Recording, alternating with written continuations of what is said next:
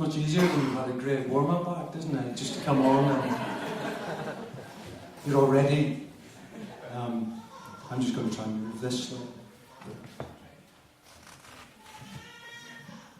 There we go. I don't like anything in front of me, so that's fine. We're going to have a look in Isaiah 35, Isaiah chapter 35. It'd be great to read that together.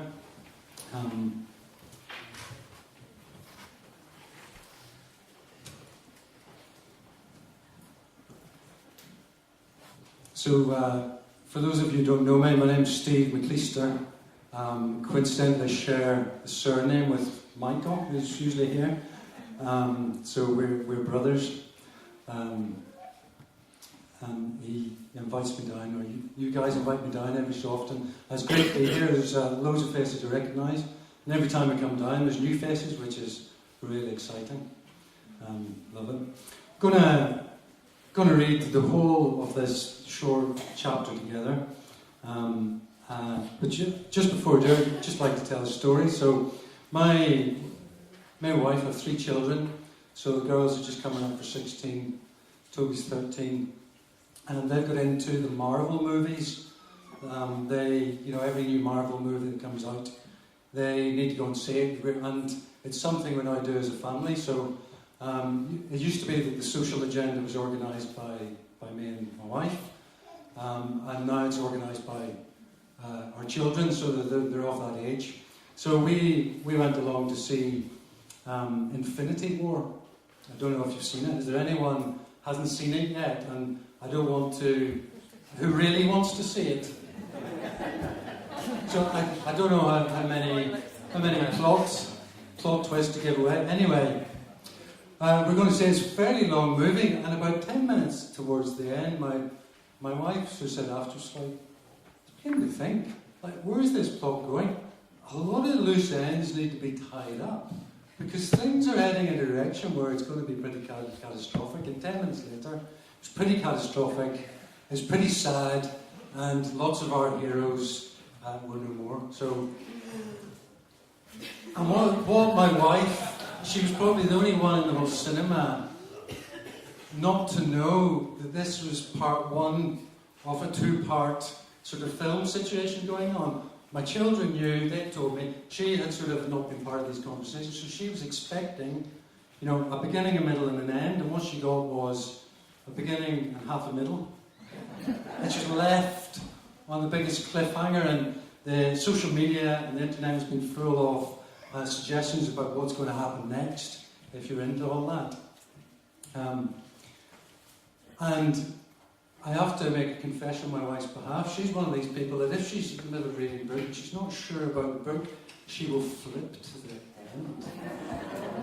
And I have a quick glance at the last chapter, and occasionally now, she says she's got to the stage where it's just not worth me reading then. If I don't, she'll just chuck it and not finish the book.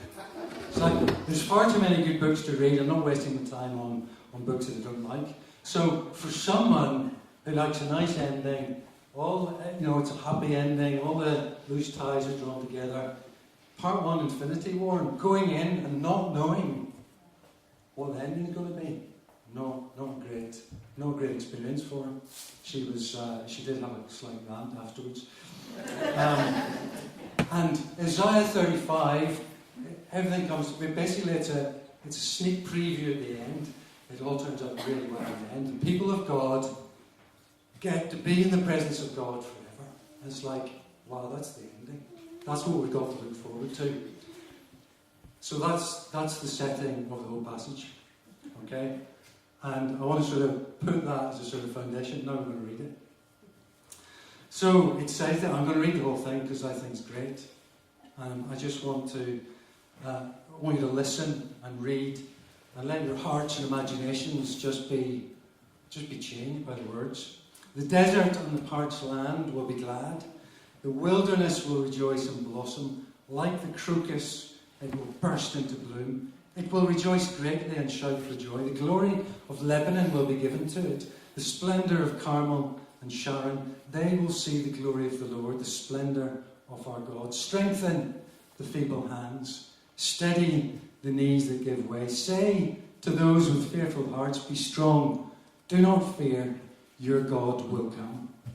He will come with vengeance, with divine retribution. He will come to save you. Then will the eyes of the blind be opened, and the ears of the deaf unstopped. Then will the lame leap like a deer, and the mute tongue shout for joy. Water will gush forth in the wilderness, and streams in the desert. The burning sand will become a pool, the thirsty ground bubbling springs. In the haunts where jackals once lay, grass and reeds and papyrus will grow. And a highway will be there. It will be called the way of holiness. It will be for those who walk on that way. The unclean will not journey on it. Wicked fools will not go about on it.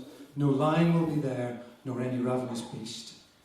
They will not be found there, but only the redeemed will walk there. And those the Lord has rescued will return. They will enter Zion with singing. Everlasting joy will crown their heads. Gladness and joy will overtake them, and sorrow and sighing will flee away. So it's a passage that points to the end. There is a happy ending. That's the story we find ourselves in. But the whole point of this, and the whole point I want to draw out, is not that we just have a look in the game and go, we're all right, it's fine, we'll just wait around till the end comes. No. It is about the final destination, but you'll also notice it isn't about just waiting around for heaven. Waiting sort of, well, I hope it all gets, would happen soon. I'm getting a bit fed up here. No, actually, the transformation happens now, and it continues all the way along the journey until the final destination. And that is what that whole passage is about in 1 minute. So I'm not finished yet, I've got a few more points to make, but quick overview. The whole image in this passage is about a desert that turns into a flower garden, a desert that blooms. And I don't know if you've been in a desert. Certainly our summer is probably the closest that Scotland's going to get to a desert, one of the hottest summers on record. Some of the fields will get quite brown. Some of the reservoirs, I was up in Pentland Hills, a reservoir, not much water left in one or two of the reservoirs. It's further down in England this summer, and bits of it were like a desert, just lack of green. And we're not maybe used to this imagery of a desert, but there's nothing growing there. But we do get the idea. We've probably seen deserts on the TV. But the whole picture that's painted here is that a desert is just sitting there. It's a wasteland. You wouldn't want to spend any time there, let alone set up home there, because there's nothing there. It's a wasteland. It's uncomfortable to live there. It's a lack of water. It's too hot. It's inhospitable. And the one thing, though, the picture that we have in this passage is that it's like that until the rain comes. And occasionally there's huge thunderstorms. And when that comes, all the potential hidden in that desert comes to life. There's nutrients and rich fertility in the soil, but it's not there without the water. It's released when the water comes. There's seeds in the soil, but they don't realise their potential until the water comes. And when the water comes, the rain comes, those seeds burst into life. And whole swathes of desert can literally turn into the most beautiful areas rich in wildflowers and plant life. Then the insects come and the wildlife comes, and these deserts literally bloom when the rain comes. And this is the whole picture. It isn't just that this was written to people who lived in the Middle East, and they would have been used to deserts, and they would have been used to this phenomenon. And the deserts are pretty inhospitable until the rain comes. So this imagery and metaphor would be really used to them. But this whole passage is also there to rekindle their memories, rekindle the memories of the people of God, because this passage is a retelling of an old story, the story when God came to Egypt to form and rescue a people for himself, and where they had to travel from Egypt all the way to Palestine through a wilderness, through deserts, and that place of desert, that place of wilderness, literally water was provided for them from God. The place that looked inhospitable and barren, not the sort of place you want to be found after dark, became the place of great blessing. Meat was provided for them, food was provided for them, protection was provided for the people of God, direct from God's hand.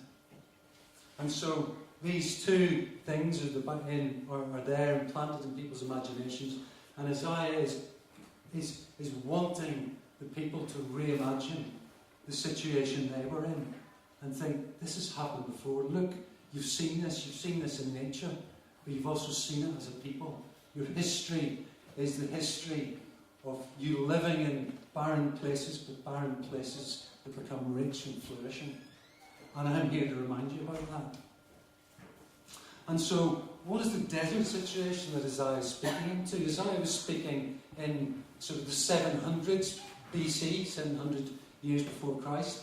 And some of the headlines at the time, well, what did that look like in terms of politics and society? There was three main nations jostling for power. There was Assyria, who were in the ascendancy. They were basically, they were controlling the region. There was Egypt, and there was Israel. They were the three main powerhouses, and Assyria was in the ascendancy.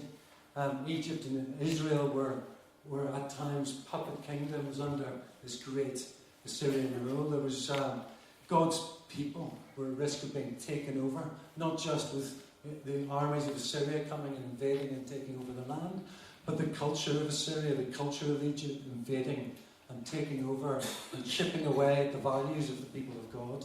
Leaders, there was now a history, a legacy left in Israel of leaders that didn't have the skills and didn't have the character to lead the people of God, who led the people of God astray. The nations were in conflict. There was warring, there was rumours of war. There was economic stability, which caused nations to panic, which caused nations to seek alliances with other nations, and other nations to break off alliances and break their promises. And there was fighting against Assyria. There was insurgencies and terrorists, particularly out of Babylon, freedom fighters trying to break off the overarching rule of Assyria. There was famine and misery in some places, and some people were downtrodden. And in other places, other people were living in excess and partying, ignorant of the have-nots. People were just, some other people were just in to make a fast buck. And I don't know if any of that resonates with what you've read in the newspapers recently, but it's very similar. And what Isaiah says is, there's a desert, there's a barrenness, but I have a word of hope for you. I want to rekindle your imagination. Because we may open our papers, our national papers, look at the international stories and be disheartened, look at the local press and be disheartened. But we have a word here for our time and for our season. Deserts are going to bloom. So the whole point of this poem is to reignite the imaginations of the people of God. For them to remember who they were, where they've come from, and for them to start thinking and reimagining what their situation, what their desert might be like if everything changes, if everything changed, if the rain came. So my first point, that was the introduction. I got 3 points. My first point, your God will come. And the emphasis on the come, it's the place. Your God will come. Your God will come here. To this place. It isn't that we're going to set up a nice flower garden over there. Look at this place. Well, forget about this place. That looks like a better spot. That looks like a good spot for a flower garden. It's rain. The land's prepared. Let's plant over there. No, here. The desert, the place without potential. God will come. So the place is here. I was just starting to arrange with my brother, or one of my other, there's another 2 brothers. So one of the other brothers contacted us, we'd like to come during midterm. Now, when he says I'd like to come during midterm, I'm expecting him to turn up in Edinburgh. I'm not expecting him to come all the way from Birmingham, get to Carlisle and well, I'm happy with that. When God says, your God will come, when Isaiah says, your God will come, it's here. It's right into your situation. It's right into the turmoil of your own heart at the moment. And the indecisions and the anxieties of your own heart. God will come there to turn that desert place of a heart into a place of flourishing. The place of family breakdown and family conflict, God will come here, right into that place of conflict and relationship breakdown. Into our communities, into our streets and neighbourhoods, that we might think, well, it's a desert, it's a wilderness, there's no potential. But God says, your God will come. Your God will come like the rain to a desert to transform and bring everything to release the potential that's there, to turn streets and neighbourhoods, to turn villages and towns into flourishing communities. Your God will come. So the place is right here. This is the place of transformation. My next point is, your God will come. It's my second point. Your God will come. It's the person. It's a personal God. It's your God will come. And we, on this side, many hundreds of years after, 700 years after Isaiah wrote, God did come to his people. He came in the person of Jesus.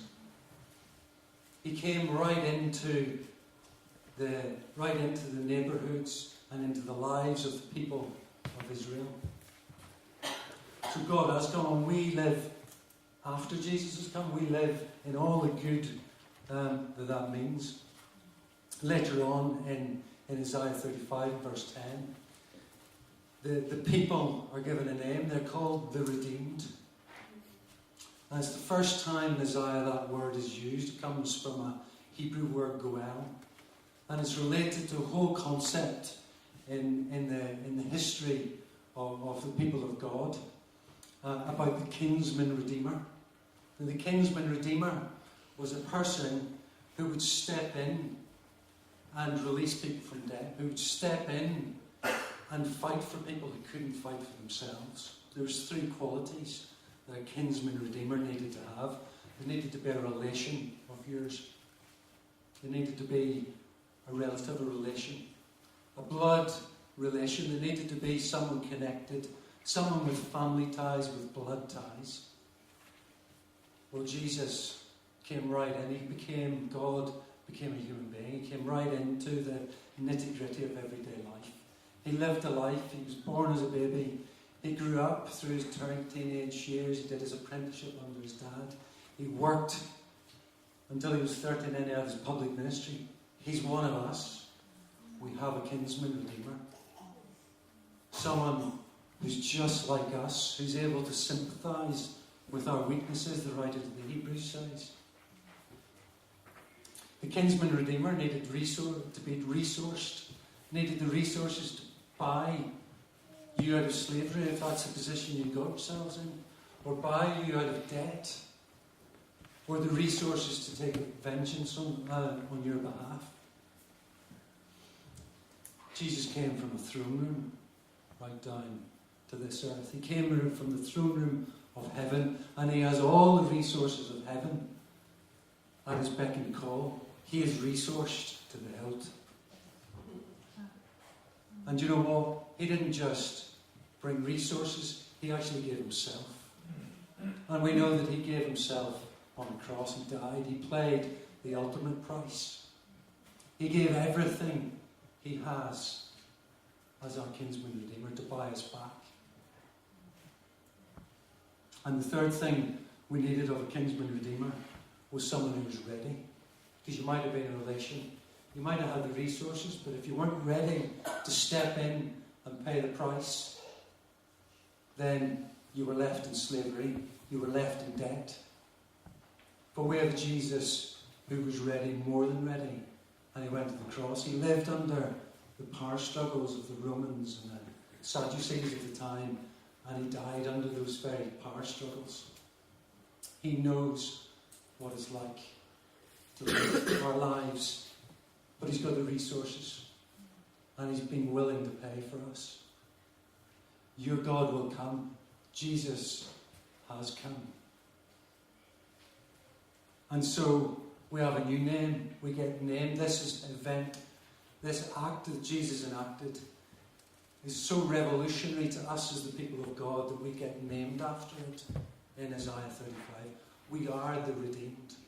That event that Jesus accomplished on the cross when he died, when he took our punishments, when he paid our price, is so significant to our identity as the people of God that we are now the redeemed. That's our label. That's the badge that we wear. And so, with Jesus coming and rising again, he brings transformation. Because in Jesus rising again, the resurrection, that was the start of the new creation. That was the start of this transformation prophesied by Isaiah many years ago. Jesus' actual body, we believe, as people who believe in the Bible, that Jesus bodily rose from the dead, because that's the start of the new creation. That's the start of the deserts blooming, of neighbourhoods flourishing, of us being brought back and us stepping into the potential for which God created us to be. This new life has started, this new creation has started in Jesus. My third point, your God will come. Your God will come. This is a promise. And the emphasis now is on the will.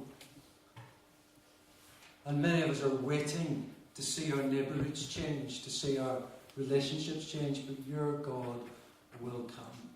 We have a promise from a God who was willing to send his Son to die for us. That's the sureness of the promise that we had, that your God will come into your situations, into your deserts and wildernesses, to transform them into places of flourishing, to transform them where potential isn't seen to where potential is seen fully. Father God isn't like me as a father. I'll tell you a story. My girls were toddlers. I was at a Christian conference and they were in the creche.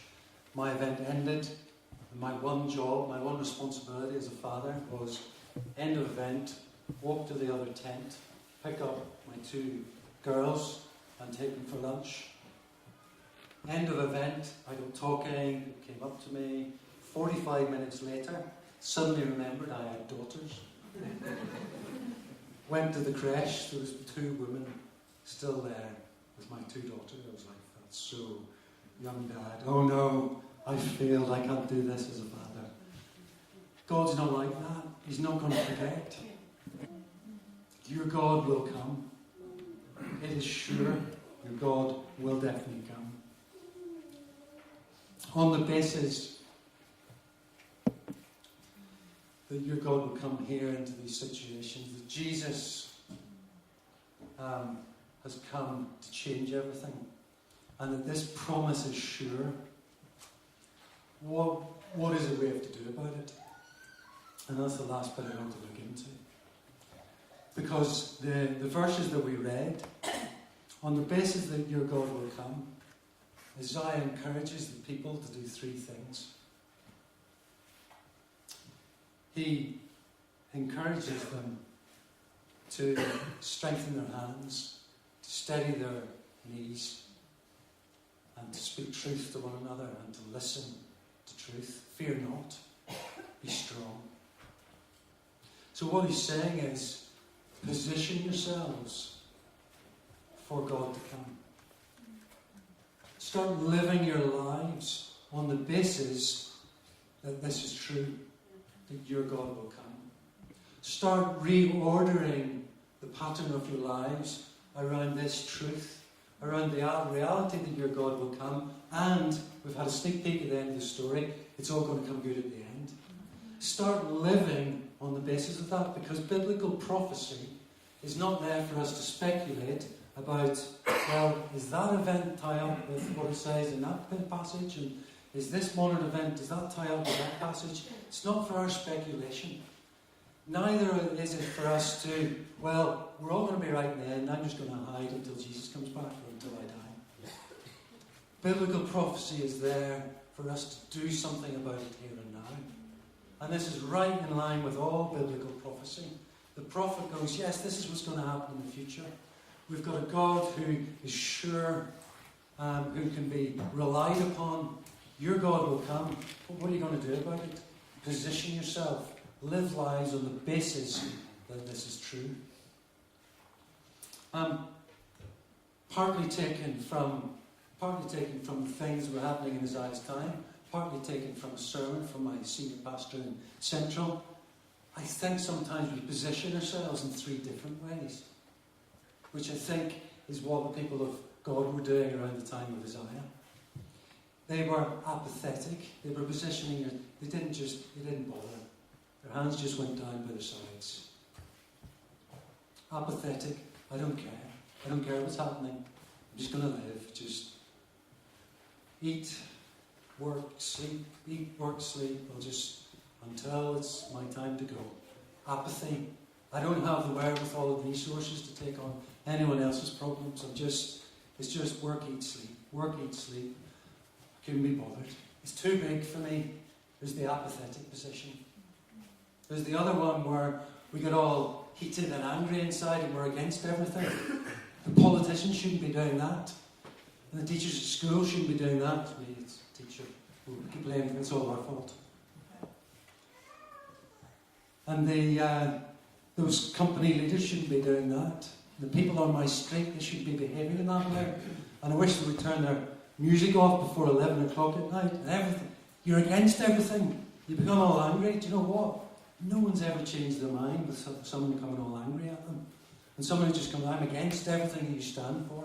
No one has ever had their minds changed. If we take that attitude, there are things we're against. But if we just let that attitude take over, no one's going to listen to us. All angry and against everything. The third false position that we could take is to assimilate.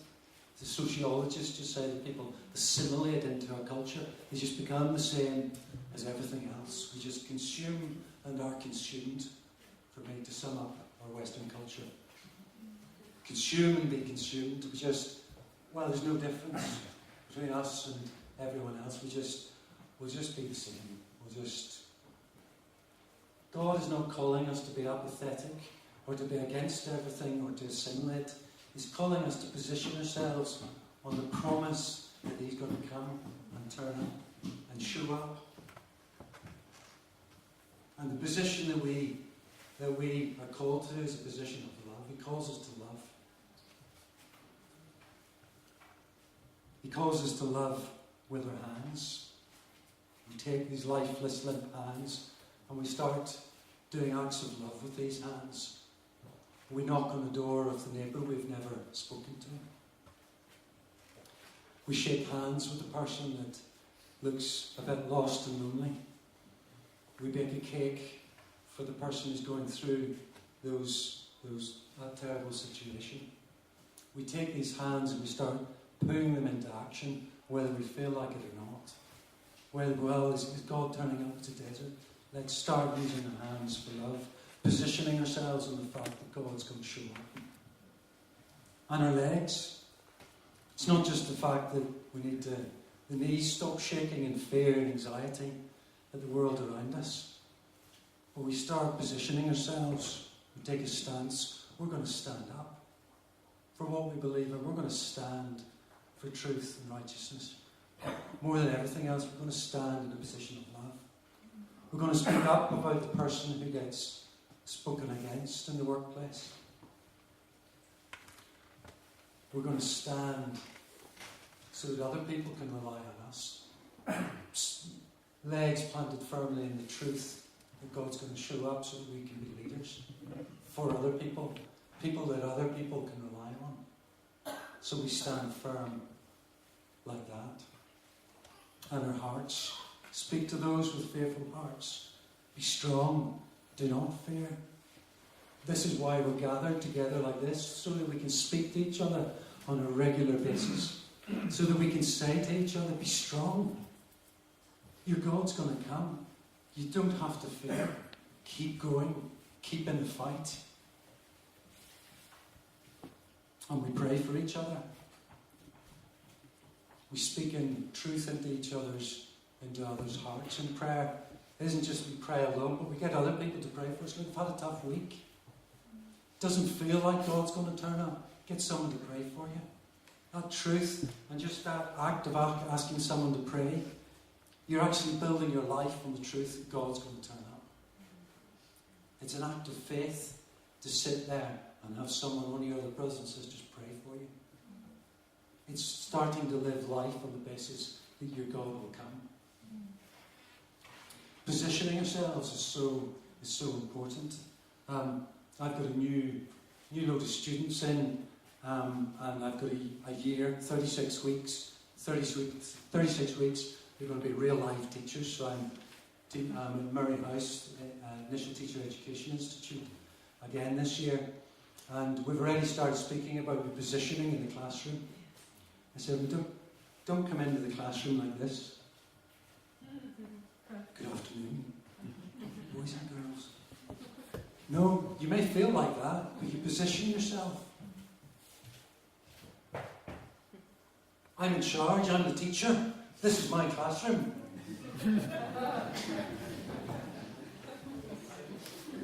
Apparently there's been studies done on, people who get nervous before public talk. Apparently there's exercises you do these days. Apparently you stand like this. You get yourself in a position of authority and control. Apparently there's another one.